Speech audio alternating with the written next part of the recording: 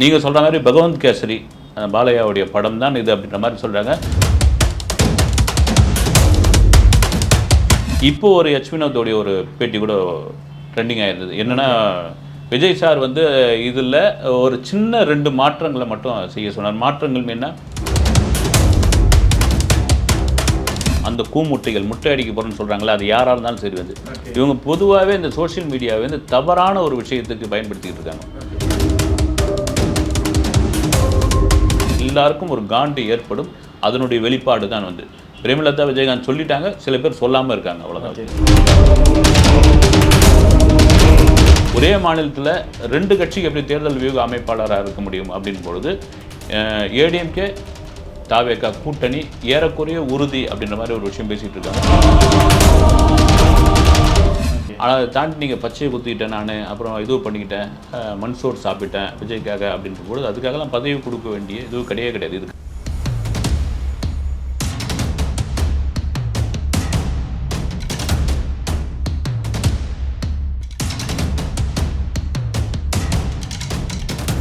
Yellow bench நேயர்களுக்கு வணக்கம். நான் உங்கள் ரூபன். இன்று நம்மோடு இணைந்திருக்கிறார் பத்திரிகையாளர், சினிமா விமர்சகர் திரு செய்யார் பாலு அவர்கள். வணக்கம் சார். வணக்கம் சார்.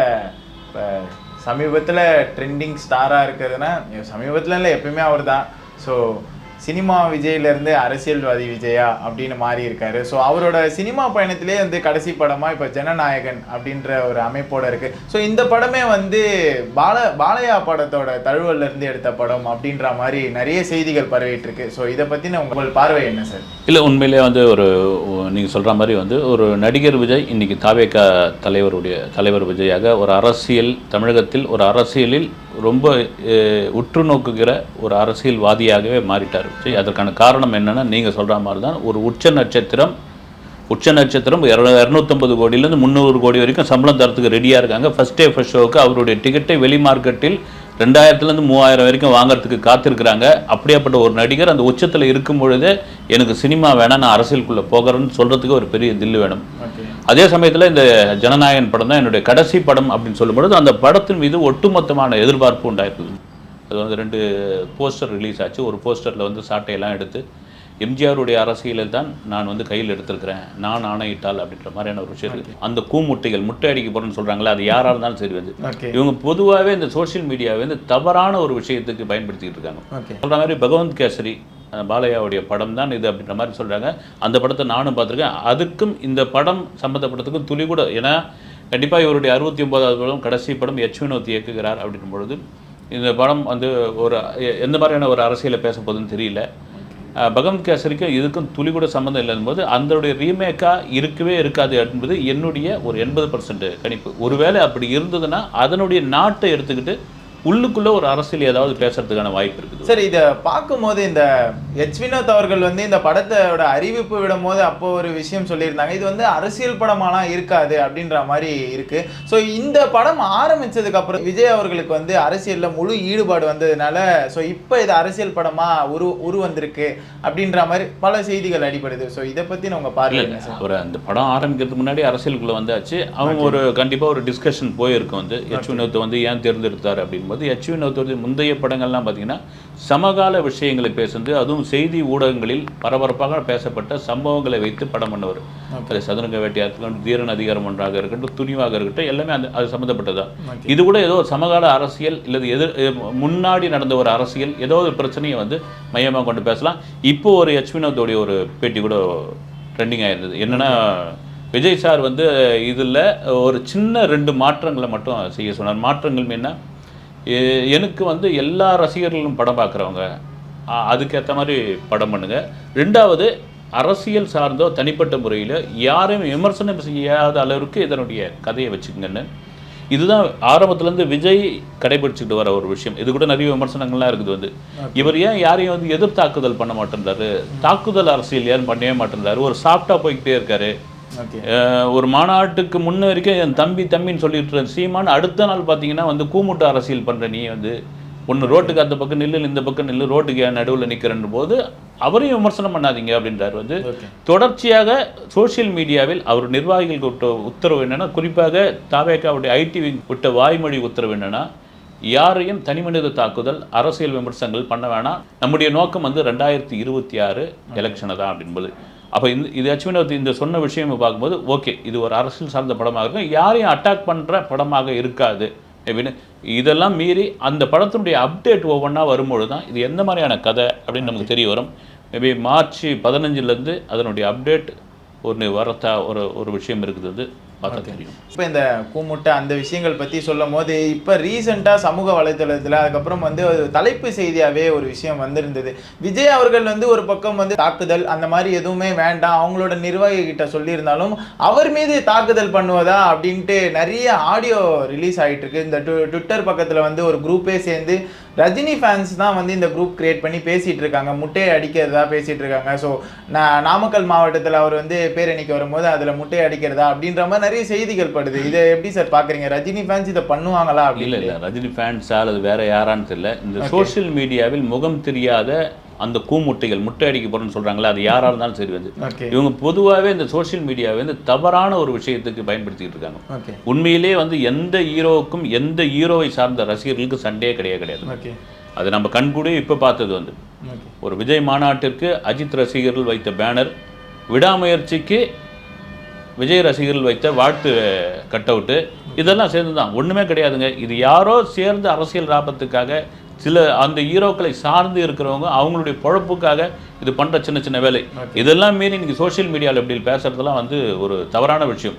ஏன்னா யாருன்னே தெரியாதவங்க வந்து இப்படி போகிற போக்கில் ஒரு வார்த்தையை விட்டு போகிறது வந்து சரியான விஷயம் கிடையாது. அதை கூட ஒரு நண்பர் சொல்லிட்டு இருந்தார், திடீர்னு பார்த்தீங்கன்னா ஜனநாயகனில் வந்து அஜித் வந்து ஒரு கேமியோ ரோல் பண்ணுறாராமே அப்படின்னு. எனக்கு இதெல்லாம் வாய்ப்பே இல்லைங்க அப்படின்னு சொல்லியிருந்தேன். ஏன்னா அரசியலே வேணான்னு சொல்லி அவர் காத தூரம் ஓடுற ஒருத்தர் வந்து. இன்னொரு விஷயம் வந்து திடீர்னு விஜயே கூட என்னென்னா, ஒருவேளை லோகேஷ் கேட்குறாரு அப்படின்போது கூலியில் கூட ஒரு கேமியோ ரோல் பண்ணுறான். என்னென்னா ரஜினிக்கு அந்த இது இருக்குங்க வந்து, நீங்கள் ரஜினிக்கு விஜய்க்கு எந்த வாய்க்காக வரப்போ தகராறும் கிடையாது. சூப்பர் ஸ்டார் யாருன்ற ஒரு பேச்சில் வந்த இந்த பிரச்சனை தான் வேற ஒரு ஃபேன் சண்டையாக மாறிச்சு. அதுவும் சோஷியல் மீடியா சண்டையாக தான் அது மாறிச்சு வந்து. இப்போ ரஜினியை கூட நினச்சிருக்கலாம், நம்ம 90 காலகட்டங்களில் நம்மளை இழுத்து வந்து முதல்வர் நாற்காலியில் உட்கார வைக்கிறதுக்கு இது பண்ணாங்க, நம்ம வேணான்னு நம்ம ஒதுங்கிட்டோம், அரசியலே எனக்கு சரிப்பட்டு வரேன்னு. ஆனால் இந்த சின்ன வயசில் இந்த மாதிரியான ஒரு லைம் லைட்டில் இவ்வளோ பெரிய சம்பளம் வாங்கும்பொழுது ஒரு நடிகர் அதை ஸ்கிப் பண்ணிவிட்டு நான் அரசியலுக்குள்ளே வரணுத்துக்கு ஒரு பெரிய தில்லு வேணும். அந்த தில்லு இருக்கிற அவருக்கே நம்ம வாழ்த்து சொல்லக்கூடாதுன்னு ஒரு மனநிலை கண்டிப்பாக இருக்கும் அது. இவரும் நான் விஜயம் பார்க்கலாம் அது. ஏன்னா ரஜினியை தொட்டு வராமல் யாரும் சினிமாவில் கிடையாது. அப்படி இருக்கும்போது ஆரம்ப காலத்தில் வந்து அண்ணாமலை தம்பி ஆட வந்தேன்டா அப்படின்ற அந்த பாட்டிலேருந்து தொடங்கி நமக்கு ஒரு சீனியர் அவருடைய ஸ்டைலில் பின்பற்றாதவர்கள் யாருமே இல்லை அப்படின்போது அவரை கூட ஒரு வாழ்த்தா வந்து நீங்கள் சொல்லலாம் வந்து.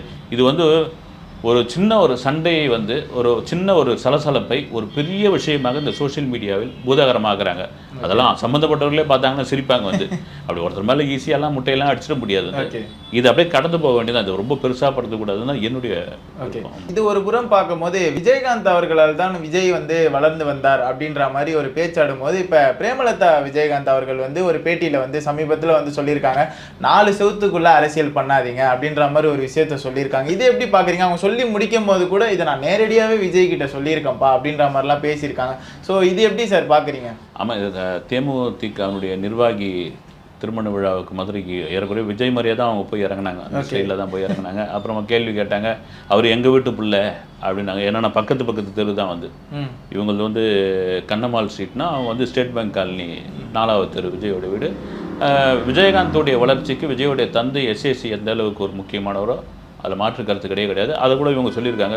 செந்தூர பாண்டின்னு ஒரு படத்துக்கு பிறகு தான் வந்து விஜய்க்கு அவ்வளோ பெரிய புகழ் கிடைச்சது அப்படின்னு சொல்லி அவங்க பார்த்தீங்கன்னா அவங்க வந்து சுய தம்பட்டம் மாதிரி அவங்களுடைய சுய இதுவும் தான் பேசிக்கிட்டே இருந்தாங்க.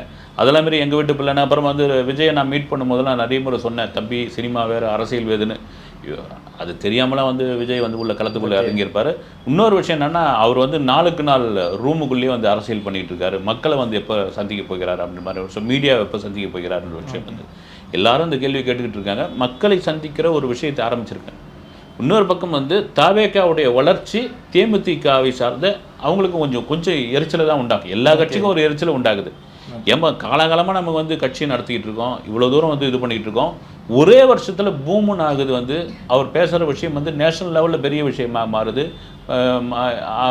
டெல்லியிலேருந்து ஆட்கள் வந்து சந்திக்கிறாங்க, கூட்டணி பேசுகிறாங்க, பல பத்திரிகைகளுடைய தலைப்பு செய்தியாக மாறுது, போஸ்டராக மாறுது அப்படின் பொழுது எல்லாருக்கும் ஒரு காண்டு ஏற்படும். அதனுடைய வெளிப்பாடு தான் வந்து பிரேமலதா விஜயகாந்த் சொல்லிட்டாங்க, சில பேர் சொல்லாமல் இருக்காங்க, அவ்வளோதான். இப்போ ரீசெண்டாக வந்த கரண்ட் நியூஸ் என்னன்னா, ஆதவ் அர்ஜுனா வந்து அவரோட வெற்றி இடத்தை பிடித்து விட்டார். என்னன்னா இப்போ அவரால் தான் விஜய் அவர்கள் வந்து பிரசாந்த் கிஷோரை மீட் பண்ணதா பேச்சுக்கள் அடிப்படுது. இதன் மூலயமா டிஎம்கேக்கு அதிமுகவுக்கு வந்து விஜய் அவர்கள் வந்து கூட்டணி வைத்து பயணிக்க போறாங்க அப்படின்ற மாதிரி நிறைய செய்திகள் தட்டுப்படுது. இதை பத்தி நான் உங்க பார்வை. இல்லை, ஆமாம், நேற்று பிரசாந்த் கிஷோருடைய சந்திப்பு கிட்டத்தட்ட ஒரு 2.25 மணி நேரம் அந்த சந்திப்பு நடந்தது வந்து. ஆதவ் அர்ஜுனா உள்ள டிவிகேக்குள்ளே வந்த பொழுதே தேர்தல் மேலாண்மை பொதுச் செயலாளராக அவர் பதவி கொடுத்த பொழுதே ஓகே, கண்டிப்பாக வந்து பிரசாந்த் கிஷோருடைய பங்களிப்பு இங்கே இருக்கும் அப்படின்னு மாதிரி. ஏன்னா பிரசாந்த் கிஷோருடைய டீமில் ஆதவ் அர்ஜுனா ஒர்க் பண்ணவர் வந்து கடந்த எலெக்ஷன் அப்போ டிஎம்கேக்கு பிரசாந்த் கிஷோர் வந்து ஒர்க் பண்ணி கொடுத்தாரு வந்து. அந்த திராவிட மாடல்ன்ற அந்த கேம்பேக் அவர் தான் பண்ணி கொடுத்தது வந்து. அதை தவிர பார்த்திங்கன்னா அதன் பிறகு அவர் விசிகாவில் வந்தார், விசிகாவில் வந்து வெளியே வந்துட்டார். வெளியே வந்து இன்றைக்கி உள்ளே வந்த பிறகு இந்த மீட்டிங் ஒரு ரகசிய மீட்டிங்காக இருக்கும், இல்லை டெல்லியில் போய் சந்திக்க போகிறாரு, அப்புறம் வந்து அவங்களுக்குள்ளே ஃபோன் உரையாடலாக இருக்கும் அப்படின்னு எல்லாரும் பல்வேறு விதமாக பேசிக்கிட்டு இருக்கும்பொழுது நேற்று 2 மணிக்கு சென்னை ஏர்போர்ட்டுக்கு வந்து அங்கேருந்து 2:30 மணிக்கு நீலாங்கரையில் இருக்கிற விஜய் வீட்டுக்கு. ஏன்னா மிக சமீப காலமாக வீட்டில் யாரையும் பெரும்பாலும் அவர் சந்திக்கிறதுல ஒன்று வந்து பனையூரில் இருக்கிற கட்சி அலுவலகம், அப்படி இல்லைன்னா அடையாறு அலுவலகம் இப்போ வந்து ஆரியபுரத்துக்கு மாறிடுச்சு. ராஜாண்ணாமலைபுரத்தில் இருக்கிற அவருடைய அலுவலகத்துக்கு சந்திக்கிற இதுவாக இருந்தது. ஆனால் பிரசாந்த் கிஷோரை வீட்டில் கூப்பிட்டு 2.25 மணி நேரம் அப்படின்ற பொழுது கண்டிப்பாக அரசியல் கூட்டணி, எதிர்கால அரசியல், தேர்தல் வியூக அமைப்பாளராக ஏற்கனவே அதிமுக இருக்காருன்னா இப்போ தாவேகாவுக்கும் இருக்கார். ஒரே மாநிலத்தில் 2 கட்சிக்கு எப்படி தேர்தல் வியூக அமைப்பாளராக இருக்க முடியும் அப்படின் பொழுது ஏடிஎம்கே தாவேகா கூட்டணி ஏறக்குறைய உறுதி அப்படின்ற மாதிரி ஒரு விஷயம் பேசிகிட்டு இருக்காங்க. சில நாட்களுக்கு முன்னே இதை வந்து நான் கூட சொல்லியிருந்தேன் வந்து அப்படி இருந்தால் நல்லா இருக்குன்னு. அது காரணம் என்ன அப்படின்னா, விஜய் கண்டிப்பாக தனித்து போட்டியிட்டால் அவர் ஒரு பெரிய ஓட் பேங்கை வாங்க முடியும், ஒரு சதவீதத்தை அவர் காட்ட முடியும். அதை தாண்டி ஜெயிக்க முடியுமா அப்படின்ற ஒரு விஷயம் இருக்கும்பொழுது ஏடிஎம்கே மாதிரியான ஒரு பெரிய கட்சியினுடைய கூட்டணி வைக்கும் பொழுது ஒரு 50 சீட்டு கொடுக்குறாங்க அப்படின்னா அதில் ஒரு 15 எம்எல்ஏக்கள் ஜெயிச்சிட்டாங்க, ஒரு 10 கூட இருக்கட்டுங்களேன், அது பெரிய வெற்றி தான். அது 2031 நீங்கள் ஒரு பலமான ஒரு கட்சியாக நீங்கள் வந்து எதிர்கொள்ளலாம் வந்து. இதுதான் தொடர்ந்து பேசிகிட்டு இருக்காங்க. அந்த ப்ராசஸிங் ஆல்ரெடி போயிட்டுருக்கு. அது ஒரு தினசரி பத்திரிகையில் போஸ்டராக பேனராக வந்த பொழுது கூட புஷியானது ரொம்ப கொந்தளிச்சிட்டார் வந்து. எங்கள் கட்சிக்குள்ளெல்லாம் வந்து நீங்கள் கலகத்தை உண்டு பண்ணுறீங்க, நாங்கள் இன்னும் கூட்டணிலாம் பேசலை, கூட்டணிக்கான 4 நாள் ரொம்ப நாள் இருக்குது. உண்மையில் ரொம்ப நாள் இருக்குது வந்து, 1.25 வருஷம் இருக்குது வந்து எலெக்ஷனுக்கு அப்படின்லாம் சொல்லிட்டு இருந்தார். இப்போ பிரசாந்த் கிஷோர் உள்ளே வந்த பிறகு இது ஏறக்குறைய இல்லை 90% உறுதி அப்படின்ற ஒரு விஷயமாக மாட்டேன். சார், எவ்வளோ விஷயம் பண்ணி வந்து இந்த ஹெட்லைன் நியூஸில் வர்றது இருக்கும். இப்போ தாடி பாலாஜி அவர்கள் வந்து ஹெட்லைன் நியூஸில் வந்துருந்தார். ஸோ அதை எப்படி பார்க்குறீங்க? என்னென்னா ஆதவ் அர்ஜுனா போய் டிவிகேயில் போயிட்டு இணைஞ்சிட்டாரு. அதுக்கப்புறம் வந்து ஆனந்த் அவர்கள் 2 காதலிகள் வந்து ஒன்று சேர்ந்துட்டாங்க அப்படின்ற ஒரு மீமை வந்து ஷேர் பண்ணி தாடி பாலாஜி அவர்கள் வந்து போட்டிருந்தாரு. ஸோ அவருக்கு வந்து பதவி கேட்டார், பதவி கொடுக்கல, அதனால தான் இந்த வன்மத்தை காமிச்சிட்டாரு அப்படின்ற மாதிரி ஒரு பக்கம் செய்திகள் அடிப்படுது. அதுவும் இல்லாமல் விஜய் அவர்களோட உருவப்படத்தை வந்து அவர் பச்சைலாம் வர குத்தி இருக்காரு. ஸோ இதை எப்படி சார் பார்க்குறீங்க? அவர் பண்ணுற விஷயங்கள்லாம் சரியா? இல்லை, இது எப்படின்னு தெரியல வந்து. ஏன்னா அன்றைக்கி இந்த மாநாடு நடந்த போது திரையுலகமே திரண்டு வரப்போதெல்லாம் நினச்சிருந்தோம். அப்புறம் டிவிகேல வந்து யாருக்கும் அழைப்புதல் கொடுக்கல அப்படின்னாங்க. இன்னொரு முக்கியமான ஒரு விஷயம் என்னென்னா, விஜயை வைத்து படம் பண்ண ஒரு 32-33 இயக்குநர்கள் வந்து நாங்கள் வந்து மேடையில் நிற்கிறோம் அப்படின்னு ஒரு லெட்டர் கொடுத்துருக்காங்க. அதை வந்து விஜய் வந்து வேணான்னு சொல்லிட்டார். அப்படி நின்று இருந்தால் அது ஒரு ஆடியோ லான்ச் விழாவாக மாறி இருக்கும் வந்து, ஒரு சினிமா விழாவாக. அது ஓகே அப்படின்னு ஆச்சு. ஆனால் சரி, யார் வந்திருக்க போகிறாங்கன்னு பார்த்தீங்கன்னா இவர் தாடி பாலாஜி, அப்புறம் சவுந்தரராஜன், ஸ்ரீமன், இவர்கள்லாம் வந்து விஜய் கூட நடித்தவங்க.